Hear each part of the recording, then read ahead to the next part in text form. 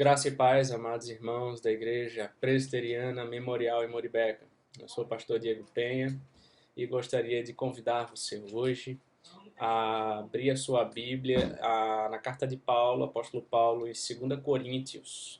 Carta de Paulo aos Coríntios, 2 Coríntios, capítulo 1. Nós meditaremos hoje, nessa aula, sobre o tema Igreja Consoladora. E repassando aos irmãos o que recebemos de Deus, o subtítulo. Então, o texto base é 2 Coríntios capítulo 1. Veja comigo o que diz o texto sagrado. Paulo, apóstolo de Cristo Jesus, pela vontade de Deus, e o irmão Timóteo, a igreja de Deus que está em Corinto, e a todos os santos em toda a Caia, graça a vós outros e paz da parte de Deus nosso Pai e do Senhor Jesus Cristo. Bendito seja o Deus e Pai de nosso Senhor Jesus Cristo, Pai de misericórdias e Deus de toda consolação. É Ele que nos conforta em toda a nossa tribulação, para podermos consolar os que estiverem em qualquer angústia, com a consolação com que nós mesmos somos contemplados por Deus. Porque assim como os sofrimentos de Cristo se manifestam em grande medida a nosso favor, assim também a nossa consolação transborda por meio de Cristo. Mas se somos atribulados, é para o vosso conforto e salvação. Se somos confortados, é também para o vosso conforto, o qual se torna eficaz, suportando com vós com paciência os mesmos sofrimentos que nós também padecemos. A nossa esperança a respeito de vós está firme, sabendo que, como sois participantes dos sofrimentos, assim o sereis na consolação. Porque não queremos, irmãos, que ignoreis a natureza da tribulação que nos sobreveio na Ásia, porquanto foi acima das nossas forças, a ponto de desesperarmos até da própria vida. Contudo, já em nós mesmos tivemos a sentença de morte, para que não confiemos em nós, e sim no Deus que ressuscita os mortos, o qual nos livrou e livrará de tão grande morte, em quem temos esperado que ainda continuará a livrar-nos, ajudando-nos também vós, com as vossas orações a nosso favor, para que por muitos sejam dadas graças a nosso respeito, pelo benefício que nos foi concedido por meio de muitos. Porque a nossa glória é esta, testemunho da nossa consciência, de que com santidade e sinceridade de Deus, não com sabedoria humana, mas na graça divina, temos vivido no mundo e mais especialmente para convosco. Porque nenhuma outra coisa vos escrevemos além das que ledes e bem compreendeis. E espero que o compreendeis de todo, como também já em parte nos compreendestes, como que somos a vossa glória, como igualmente sois a nossa no dia de Jesus nosso Senhor. Com esta confiança resolvi ir primeiro encontrar-me convosco, para que tivesseis um segundo benefício, e por vosso intermédio passar a Macedônia, e da Macedônia voltar a encontrar-me convosco, e ser encaminhado por vós para a Judéia. Ora, determinando isto, terei porventura agido com leviandade, ou ao deliberar acaso delibero segundo a carne, de sorte que haja em mim simultaneamente o sim e o não. Antes, como Deus é fiel, a nossa palavra para convosco não é sim e não. Porque o Filho de Deus, Cristo Jesus, que foi por nosso intermédio anunciado entre vós, isto é, por mim, Silvano e Timóteo, não foi sim e não, mas sempre nele houve o sim. Porque quantas são as promessas de Deus? Tantas tem nele o sim, porquanto também por ele é o amém, para a glória de Deus por nosso intermédio. Mas aquele que nos confirma convosco em Cristo e nos ungiu é Deus, que também nos selou e nos deu penhor do Espírito em nosso coração. Eu, porém, por minha vida, temo a Deus, por testemunha de que, para vos poupar, não tornei ainda a Corinto. Não que tenhamos domínio sobre a vossa fé, mas porque somos cooperadores de vossa alegria, porquanto pela fé já estáis firmados. Vamos orar, meus irmãos. Senhor Deus, amado, bendito, ajuda-nos, Senhor, teu santo dia, a compreender a tua palavra, Senhor, a ouvir tua voz por meio dela e sermos edificados e darmos glória ao teu nome, Pai. Abençoa a tua igreja, nos dá entendimento, nos dá clareza, nos dá compreensão. Nos ajuda, Senhor, como igreja, a sermos uma igreja consoladora, uma igreja que aquilo que recebeu de Deus, nós damos de graça. Nós levamos a tua palavra, nós expandimos o teu reino, nós levamos a tua paz por onde nós passarmos, Senhor, e o teu consolo por parte do teu Espírito Santo. Ajuda-nos, Senhor, a sermos bênção na vida de outros, a transbordarmos esse evangelho da graça que recebemos.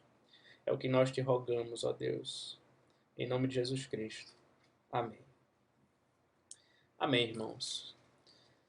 Influenciados pela teologia da prosperidade, muitos crentes chegaram à conclusão de que não podem experimentar aflições ou tribulações, pois estes seriam sinais de uma fé fraca ou de um Deus irado. No entanto, vemos em Paulo que o cristão fiel, amado por Deus, também sofre. O apóstolo enfrentou oposição, perseguição e sofrimento. Todavia, o Deus que o comissionou não o deixou. Ele esteve ao seu lado em todo o tempo. Deus nos prova, mas Deus jamais nos desampara. Deus tem para nós promessas de consolo e deseja fazer de cada discípulo de Jesus um canal de paz e consolo aos que sofrem. Ficar firme nas dificuldades e trazer conforto aos desassossegados, irmãos, é expressão de amor e maturidade cristã. Paulo inicia, irmãos, quanto à nossa data e ocasião, contextualizando um pouco, Paulo inicia 2 Coríntios, recordando que o seu apostolado lhe foi outorgado pela vontade de Deus, que o comissionou para essa obra. Se você observar comigo, Gálatas 1:15, texto de Gálatas 1:15 diz o seguinte: quando, porém, ao que me separou antes de eu nascer e me chamou pela sua graça, aprove revelar seu Filho em mim, para que eu pregasse entre os gentios sem detença, não consultei carne e sangue. Veja que pela vontade de Deus, veja, o próprio Deus o comissionou para essa obra. Esta lembrança, então, serviu para combater os rebeldes que incitavam os cristãos de Corinto contra a sua autoridade apostólica. E apesar dos falatórios, irmãos, dos falsos mestres, o apóstolo Paulo tratou a igreja como parte da verdadeira igreja de Cristo. Por isso ele a denomina Igreja de Deus no verso 1. O apelo de Paulo nesse texto, então, é para que a igreja de Corinto sustente a ele e seus companheiros em oração. Uma igreja madura participa das aflições dos justos. Ela carrega as marcas de quem participa dos sofrimentos de Cristo por amor ao Evangelho e sua proclamação. O apóstolo usa o seu próprio exemplo de sofrimento para nutrir ânimo no coração dos crentes. Ele escreve 2 Coríntios a partir de alguns problemas, né? De fato, suas lutas são tão severas que ele chega a dizer: foi acima das nossas forças, a ponto de desesperarmos até da própria vida. Ele diz isso no verso 8. Já em nós mesmos tivemos a sentença de morte. Mais à frente o apóstolo descreve outros perigos e dores aos quais fora submetido. Se você observar comigo também 2 Coríntios capítulo 11, né? Os versos 23 a 28.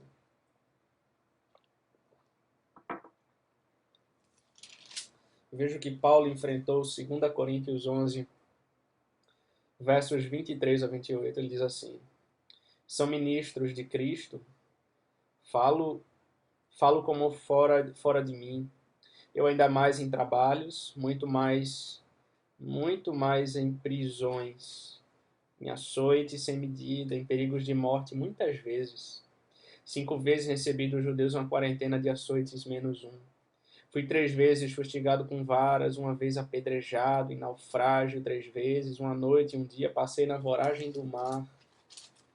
Em jornadas muitas vezes, em perigos de rios, em perigos de salteadores, em perigos entre patrícios, em perigos entre gentios, em perigos na cidade, em perigos no deserto, em perigos no mar, em perigos entre falsos irmãos, em trabalhos e fadigas, em vigílias muitas vezes, em fome e sede, em jejuns muitas vezes, em frio e nudez, além das coisas exteriores ao que pesa sobre mim diariamente, a preocupação com todas as igrejas.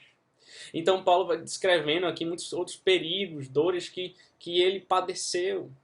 No entanto, irmãos, além de todas as lutas, Paulo teve de enfrentar rebelião, deslealdade, desonestidade, imoralidade, infidelidade, orgulho, vindos da igreja de Corinto. Os falsos apóstolos que tentaram minar a sua autoridade apostólica ainda estavam lá. Paulo conhecia os problemas da comunidade, mas a confiança mas ele confiava, que Deus oferece conforto em meio às aflições, mesmo em tudo isso. Por isso ele inicia os primeiros versos dessa carta manifestando a sua admiração pelo Senhor. Nós vemos que exatamente ele diz: bendito seja Deus e Pai de nosso Senhor Jesus Cristo, Pai de misericórdia e Deus de toda consolação. Então, segundo ponto, uma palavra de louvor. Uma expressão de louvor ao Senhor. Veja, a palavra bendito é eulogetos em grego, de onde vem o nosso termo elogio ou falar bem.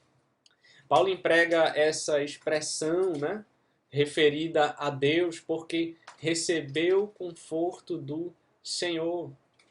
O apóstolo não está questionando aqui a Deus porque ele acabou de escapar da morte e nem porque a igreja em Corinto dá muito trabalho. Ele está falando bem de Deus, exaltando e louvando o Senhor pelo conforto recebido. Um homem que teria todas as razões para revoltar-se ou ressentir-se, mas ele está cheio de alegria, louvor e gratidão por causa de quem é seu Deus. O Senhor mostrou seu braço fiel e poderoso em todas as dificuldades, por meio da sua presença confortadora. Assim, o coração de Paulo está cheio de louvor a Deus. A força da palavra consolação nesse versículo está no termo grego parakletos, né? Advogado, consolador, utilizado no Novo Testamento em relação ao Espírito Santo como o outro consolador e prometido por Jesus antes de ascender aos céus. Se você observar comigo João capítulo 14, veja o Evangelho de João, né? Capítulo 14.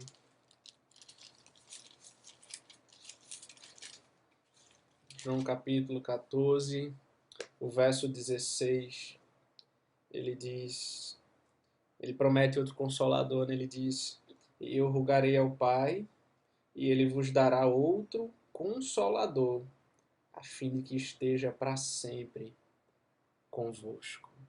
Também no capítulo 16, meus irmãos, de João, os versos 13 e 14, está escrito: quando vier, porém, o Espírito da verdade, ele vos guiará a toda a verdade. Porque não falará por si mesmo, mas dirá tudo o que tiver ouvido e vos anunciará as coisas que hão de vir.